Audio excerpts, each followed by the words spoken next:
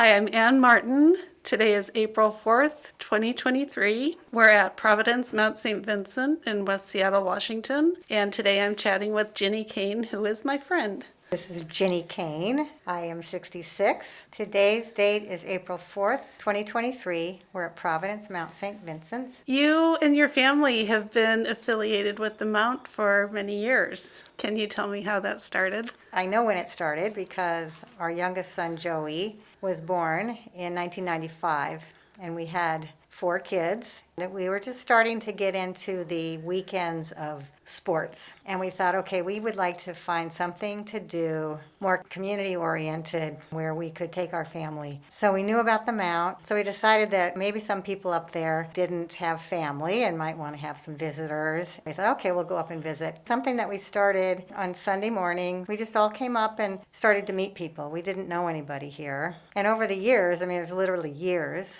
that we were doing this, we started to make friends. And so in that whole process, we were on the inside. So we saw the staff, got to know them. We saw how the residents were taken care of, and we just loved it. It was just a lovely place, a nice thing to do for the kids too, to be around older people. So you started visiting, and then I know you are ingrained in the Mount in other ways also. Both my husband and I became official volunteers. Then what happened was I got to know some people that I really started to love, these elder residents, and they were getting sick, they were dying. I was there when the hospice volunteers came in to help and when the hospice nurses came through. Mm-hmm. And I thought to myself that that's something that I think I'd like to do, is to learn how to be there for these people. And so the volunteers that I knew best were the Providence Hospice volunteers. And so I went through training, became a volunteer, and I asked them if I could volunteer here and have all my people that I see all in the Mount. That started about 7 to 8 years of volunteering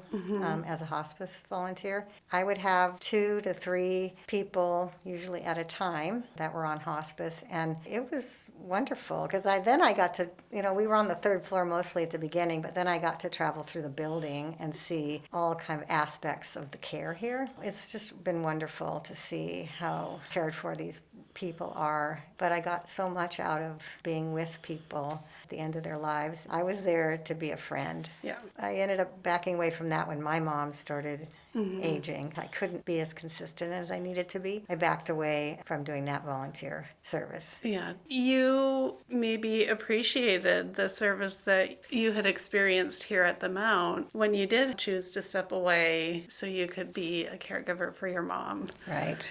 It's very intense and difficult. Yeah. And to have people who are knowledgeable, who are consistent. The same people were here for years and years. Which said a lot for the Mount itself, but for the caliber of the people, and just how caring they are, that they stayed. Yeah, it's a pretty amazing place. It is an amazing place.